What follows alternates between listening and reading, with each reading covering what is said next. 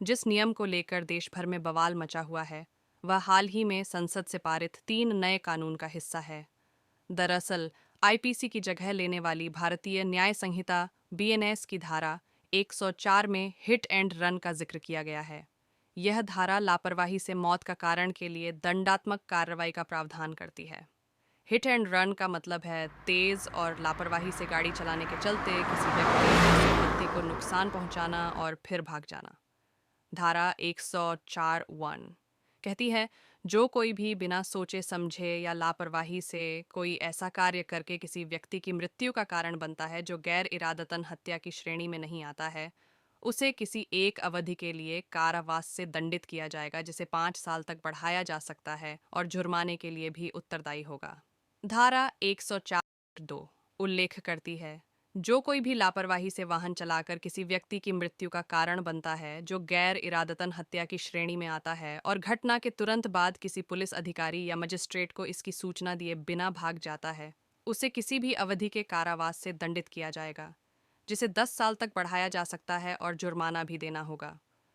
पहले hit and run का कानून क्या था?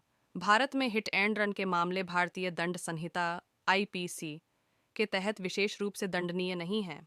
हालांकि जब हिट एंड रन मामले का सवाल उठता है तो धारा 279, 304(a) और 338 सामने आती हैं। धारा 279 लापरवाह ड्राइविंग की परिभाषा और सजा का प्रावधान करती है।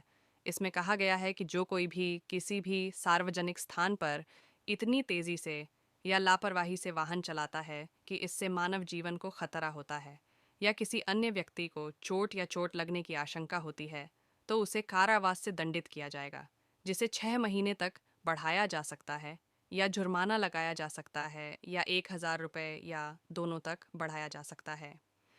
आईपीसी की धारा 304(a) लापरवाही से मौत के लिए सजा का प्रावधान है। ये आईपीसी के तहत एक विशेष प्रावधान है और ये धारा सीधे हिट एंड रन मामलों पर लागू होती है, जिसके चलते पीड़ितों की मृत्यु हो जाती है। इसमें कहा गया है कि जो कोई भी लापरवाही से किए गए किसी ऐसे कार्य से किसी व्यक्ति की मृत्यु का कारण बनता है जो गैर इरादतन हत्या की श्रेणी में नहीं आता है, तो उसे 2 साल तक की कैद या जुर्माना या दोनों से दंडित किया जाएगा। धारा 338 उस स्थिति में सजा का प्रावधान करती है जब पीड़ित की मृत्यु नहीं हुई हो, लेकिन वह गंभीर रूप से घायल हो। इसमें कहा गया है कि जो कोई भी जल्दबाजी या लापरवाही से काम करके किसी व्यक्ति को गंभीर चोट पहुंचाएगा, उसे 2 साल तक की कैद या जुर्माना या दोनों से दंडित